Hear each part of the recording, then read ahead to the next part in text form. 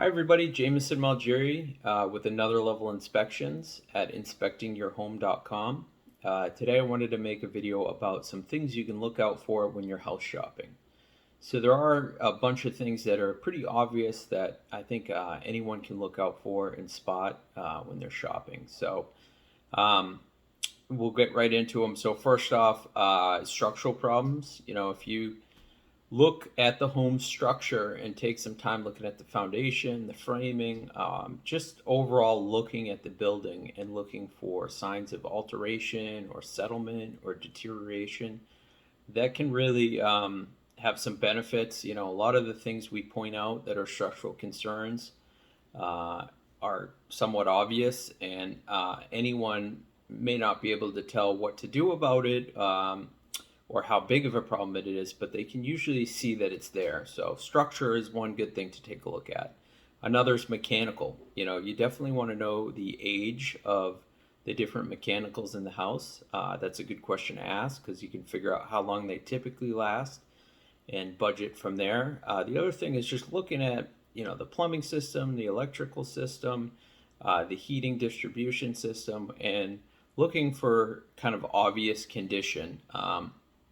In other words, if you have an electrical system that's super old or the wires are kind of going in all different directions and there's a bunch of junction boxes, it's probably been altered or might not be in very good shape. Where if you look at the electrical system, you see that it's been updated, you see that all the wires are nice and tidy. There's just obvious things you can see with all those systems that give you a general idea of the overall condition. Um, so mechanicals is a good thing to check. Another thing is just keeping in mind the age of the house that you're buying. So, houses built before 1978, they may have lead paint unless they've been de-leaded. Houses built before 1990 may have asbestos materials used.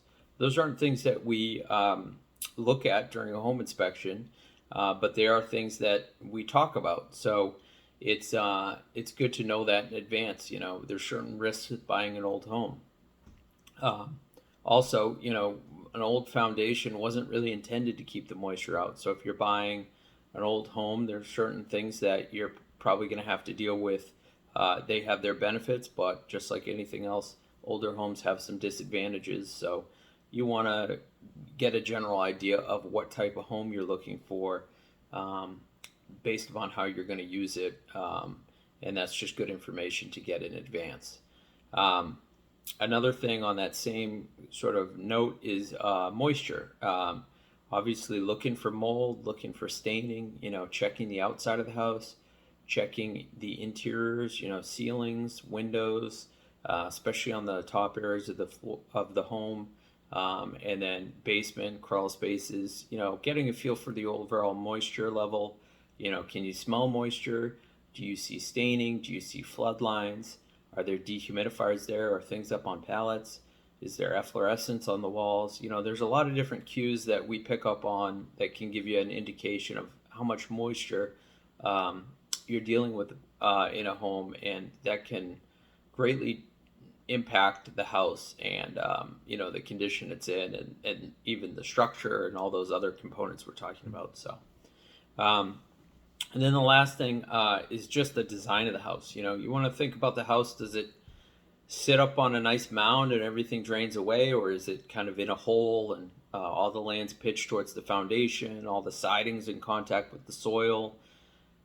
How is the roof draining? Is the roof complicated? Are there roof angles going towards sidewalls? Are roofs pitched towards each other? Are there choke points? You can sit back and just look at the design of a house and get an idea for where the water's going to go, how it's going to drain, and what problems that presents. Most basement moisture issues come from surface water. So, if you're pitching all the land towards the foundation, even if the foundation has waterproofing, long term you're going to have issues, and moisture leads to insects. These problems are all related. So having an idea of just how the house sits and what the design of it is also a really good thing. So those are some big picture things that I think anyone can look at that are fairly obvious.